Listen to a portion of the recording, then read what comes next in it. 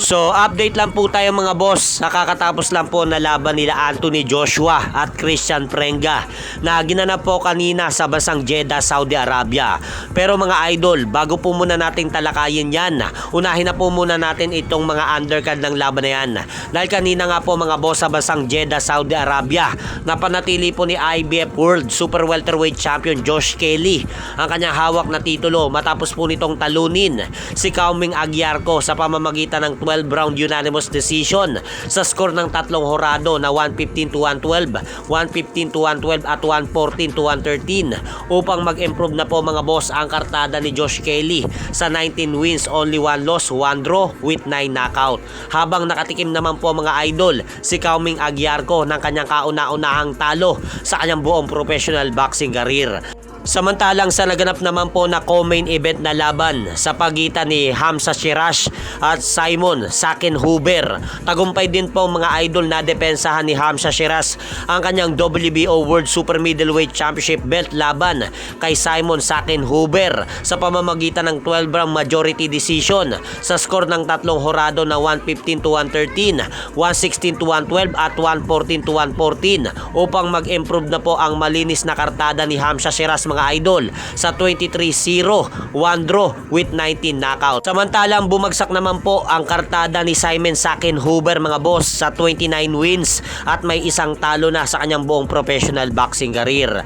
At dumiretso na po tayo mga idol sa naganap na main event na laban sa pagitan naman po nila Anthony Joshua at Christian Prenga na ginanap pa rin po dyan pa rin po sa bansang Jeddah, Saudi Arabia. So sa naganap na laban na ito, masasabi po natin na maraming nga po ang kinabahan sa mga taga-suporta ni former Unified World Heavyweight Champion Anthony Joshua dahil nagawa nga po siyang pabagsakin ni Christian Prenga sa round 1 ng 2 beses upang maghiyawan nga po ang mga tagapanood ng laban nila kanina. At ang akala ko nga po dito mga boss sa nangyaring laban na ito kanina ay ma-upset pa si Anthony Joshua na tinuturing ng karamihan na pangpagkalawang lamang ni Anthony Joshua sa laban dahil kitang-kita nga po na talagang naalog si Anthony Joshua nang tamaan nga po ito ng isang solidong uppercut na pinakawalan ni Christian Prenga sa round 1 ng kanilang laban kanina. Dahil mapapansin po natin mga boss na sa pagtayo nga po ni Anthony Joshua mula sa pagkabagsak nito ay napatawa pa ito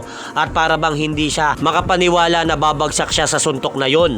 At matapos nga po siyang bilangan ng referee mga boss sa pagkabagsak nito ay muling tinamaan uli siya ng isang solidong kanan na suntok na nagpayanig muli sa dalawang tuhod niya upang mapakapit siya kay Christian Prenga sa laban. Upang sa galon mga boss ay hindi na pumuli masundan ang kanyang pagkabagsak sa round 1. Pero sa tuloy-tuloy na pagkapit na yan ni Anthony Joshua kay Christian Prenga sa nangyaring laban na yan kanina mga boss ay parang iwinasiwas nga po siya ni Christian Prenga at nawalan ng balanse ang kanyang katawan upang hindi po niya sadyang napatukod ang kanyang gloves sa lona. Kaya muling nabilangan uli siya ng referee. Pero dala ng pusong dating kampiyon mga boss ay nagbalik nga po si Anthony Joshua sa round na yan nang kumonekta naman po ang pinakawalang magkasunod na kaliwat kanang suntok ni Anthony Joshua na tumama sa mukha ni Christian Prenga. Kaya sa pagkakatunayan mga boss, bagsak nga po si Christian Prenga sa suntok na yan at hindi na nakatayo pa sa bilang ng referee. Kaya marami nga po ang kinabahan na yan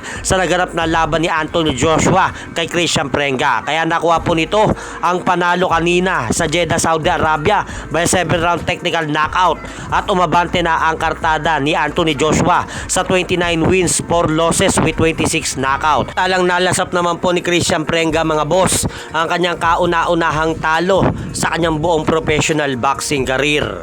At mamaya naman po mga idol, abangan naman po natin na magaganap na laban ni Errol Spence Jr. kontra kay Tim Tszyu na magaganap sa bansang Australia.